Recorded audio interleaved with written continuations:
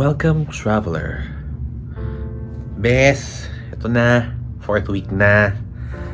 Grabe. Isang buwan na rin parang daan, no? So, parang kailan lang simula kami sa CVA program namin. Pero, ayun. Tuloy-tuloy pa rin. Kinakaya. Pero, yun, alam mo, napag-isip-isip ko kasi nung last lecture namin, mga real-world considerations. Kumbaga parang, ano yung mga dapat mong alamin kapag voice artist ka na. Siyempre, besides the art, paano kikita, for example. So, ano yung galawan, ano yung mga bagay na kailangan mong iwasan, tsaka ano yung mga kailangan mong pansinin para hindi ka mabudol. Dahil kahit sa ang industriya, may budol. So, kunwari, certified voice artist si Bakla. Taray, sige, mangarap tayo, libre naman. So, diba, imagine naman si Bakla, imagine si Bakla kung anong ideal scenario niya. Ngayon, paano ko makakarating doon? Yun ang tanong ko sa sarili ko.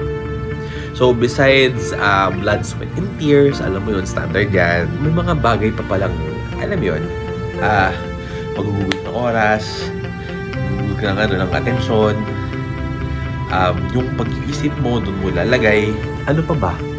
Parang yun yung tanong ko sa sarili ko what do I need to give up in order to gain yung aking ideal scenario?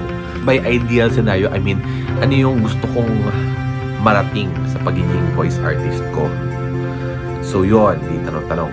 So kasi ano yan may backstory yan, kaya bakit ganun yung naisip ko.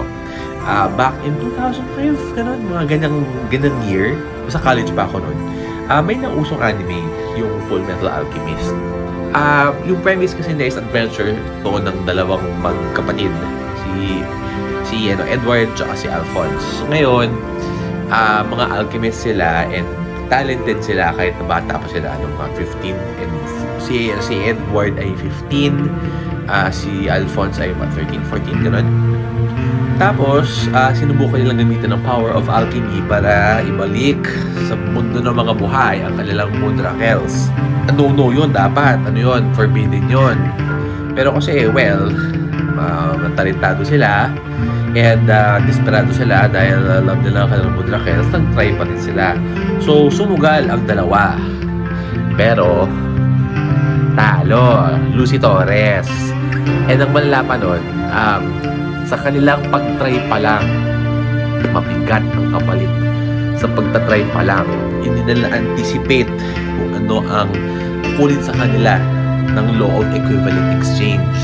So, yun yung sa anime, yun yung may prinsipyo of alchemy na may ganun. So, ngayon, connect natin doon sa aking previous idea of ang aking future success in my CVA. Sa aking mga pangarap na maging certified voice artist. So, para makamit ang aking pangarap, ano ang equivalent exchange? Ano ang kailangan kong gawin? Gaano katagal?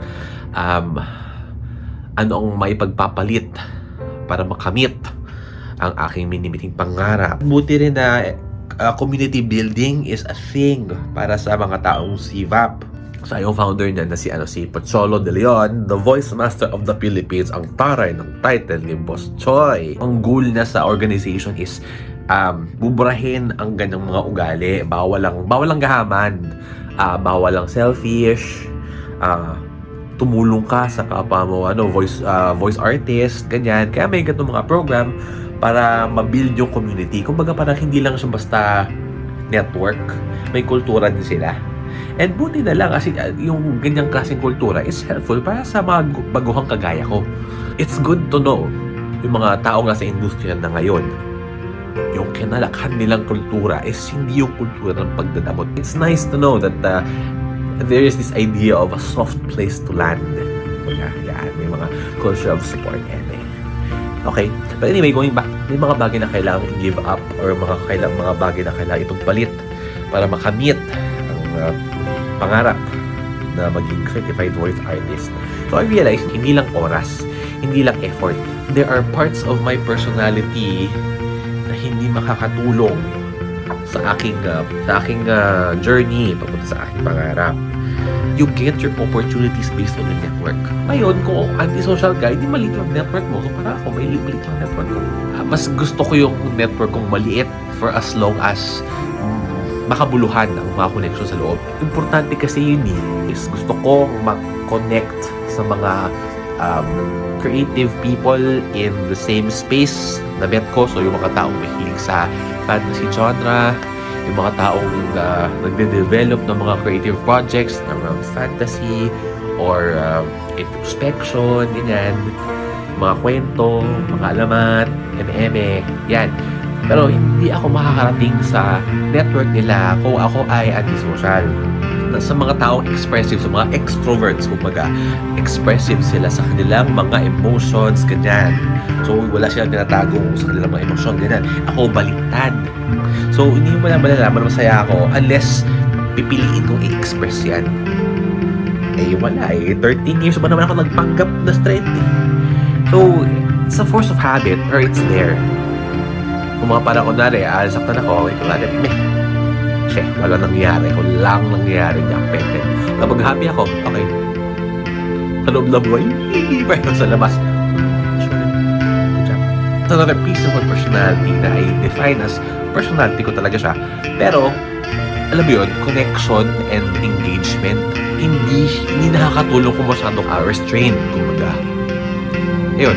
So, kasama yun sa mga akin na pag-isip-isip na kailangan ko baguhin ang sarili ko. I mean, ultimately, I am responsible for my own success. I am responsible sa diskarte ko. After CVAP, so they've given me tools, pero paano ko gamitin yung mga tools na yun is up to me. Paano ko ma-market sarili ko, ganyan. Ngayon, kung ako antisocial or alam mo yun, galit sa marketing, wala akong masyadong market. Hindi lalaki masyado yung market ko. Or hindi na masyadong lalaki yung network ko. Kasi it's network, market. Gusto kong marating yung market na yan. So I have to network there. Pero hindi ko alam kung sino yung mga taong kailangan ko kilalanin. Ganyan. Alam mo yun, awkward for me na alam mo yung mga salesman na out of nowhere bigla ka mabentahan. Parang ganun eh. Parang ganun yung tingin ko dun eh. Na may kinetwork ako, di ko naman sila kilala. Pero alam mo yun, mag-a-approach lang basta-basta. There's something in my personality na iwas sa ganun. Pero in the end, kailangan pag-isipan, ganyan. So, right now, these are all questions in my head. Mga kailangan baguhin.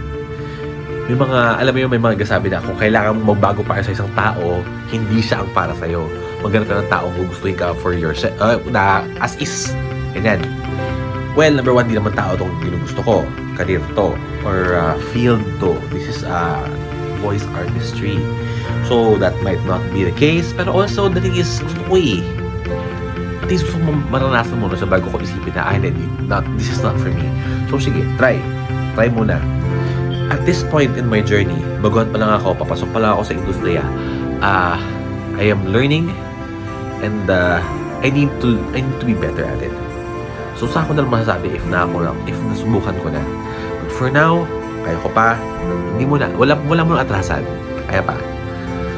And pansin nyo, magkaiba yung boses ko sa vlog tsaka sa vlog. As in, written voice tsaka spoken voice ko magkaiba.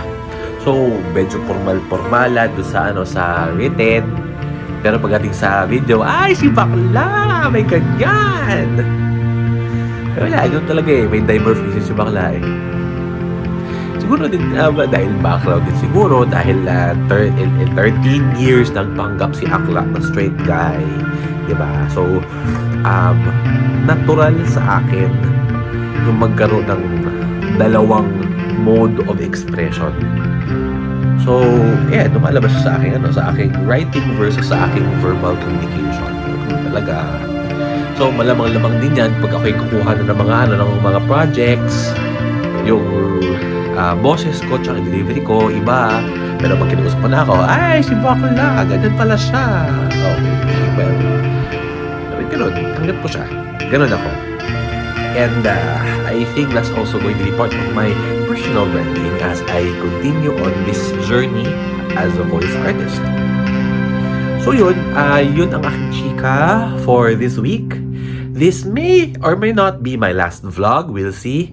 Aware naman ako na ang aking output na gusto ay audio, or at least not so much on my peslak. Pero we'll see. I mean, open naman ako. It might change. Kung what works, what works. Kung ano man ang fulfilling, edi go. But for now, at least, as far as requirements are concerned, for now, this is done. This may or may not be the last episode. We'll see. But for now, this is Fonzie Nazar, the voice of stories and legends, signing off. See you in the next one.